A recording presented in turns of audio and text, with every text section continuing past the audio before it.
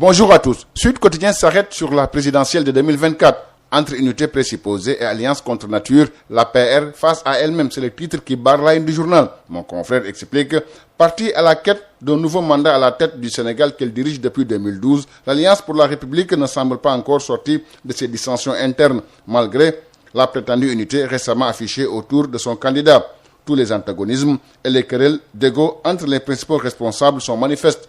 Dire que Amadou Ba et Abdoulaye Daouda Diallo ne s'apprécient pas serait une tautologie. Souligner que Amadou Ba et Aly Ngouille Ndiaye ne s'apprécient pas non plus est pire qu'un euphémisme. Soutenir que Mohamed Boun Abdallah Dionne et Amadou Ba n'iront jamais en vacances ensemble, c'est défoncer une porte déjà ouverte. De même que déclarer qu'Abdoulaye Diouf Sarr gardera toujours à travers la gorge sa défaite au local face à Barthélémy Diaz et que son camp impute à Amadou Ba est loin d'être un scoop. Enfin, c'est un secret de polichinelle d'indiquer qu'Amadou Ba et Mame Boye Diao se sont toujours regardés en chien de faïence. Selon toujours mon confrère, le mal est tellement profond entre le candidat choisi par le président Macky Sall Amadou Ba pour diriger la coalition Benno Bokk Yakaar et certains de ses camarades que l'unité présupposée reste pour beaucoup d'observateurs une chimère. Conséquence, le réveil pourrait être brutal pour le parti au pouvoir et ses alliés.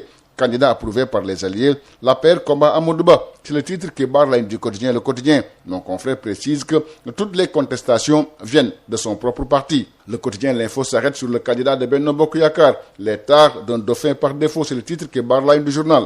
Porté par tout un appareil étatique, avec tous les moyens dont il aura besoin pour mener campagne, Amadou Ba part à la conquête du pouvoir avec beaucoup d'atouts.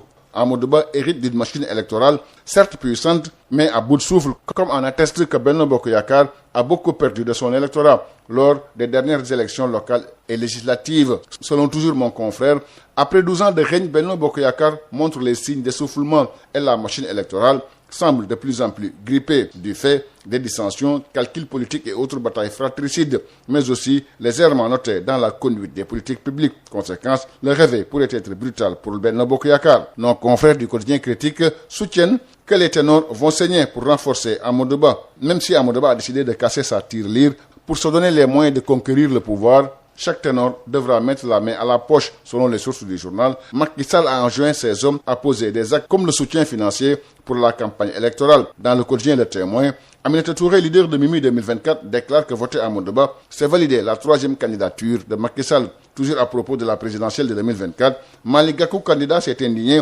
devant la presse à Ourossogui des multiples tracasseries que sa caravane a subies durant sa tournée nationale. Dans Sud Quotidien, il déclare, je cite, « Depuis vendredi, nous subissons les tracasseries des préfets, lesquels, sur ordre sans doute de leurs supérieurs, nous intriment l'ordre d'arrêter notre caravane. » Walfadjri s'arrête sur l'accueil mouvementé de Macky à New York. Pastef sabote la visite de Macky Sall. C'est le titre qui barre la ligne du journal. Visite mouvementée de Macky Sall à New York.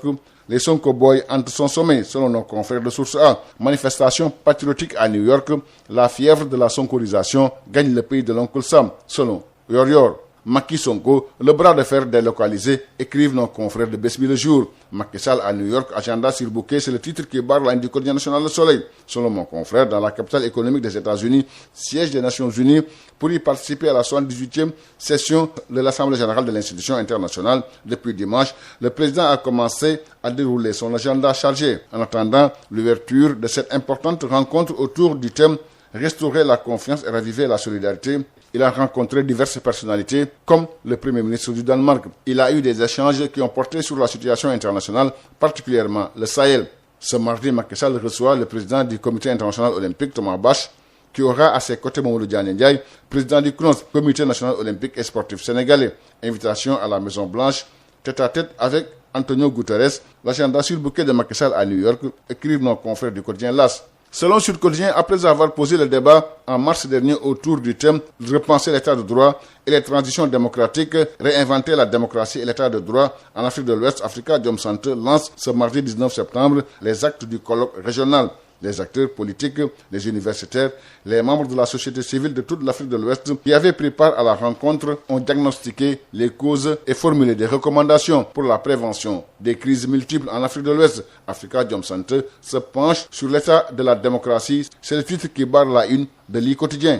Un sport, selon Sud Quotidien, ce mardi, le Paris Saint-Germain défie Dortmund pour son entrée en lice en Ligue européenne des champions. L'occasion pour le coach Luis Enrique de détendre l'atmosphère avant d'aborder une compétition qui ne sourit toujours pas au club de la capitale. Déjà un explosif Paris Saint-Germain Dortmund, c'est le titre qui barre la une du quotidien Record. L'affiche Paris Saint-Germain Dortmund ce soir. Le champion Manchester City face à l'Étoile Rouge de Belgrade. C'est le titre qui barre la ligne du quotidien sportif Stade. Paris Saint-Germain Dortmund est la première affiche de la phase de groupe. Ce mardi, où le tenant du titre, Manchester City, affronte l'Étoile Rouge de Belgrade, écrivent nos confrères du quotidien national Le Soleil. CAN féminine 2024, selon le quotidien national Le Soleil, en perspective de la double confrontation contre le Mozambique, les 22 et 25 septembre au stade de la Dior de Thiès, Mamoussa Cissé convoque 25 joueuses, dont 9 expatriés. Selon Sud Quotidien, Mamoussa Cissé a dévoilé la liste des 25 lions. C'était tout. À vos journaux et bonne lecture à tous.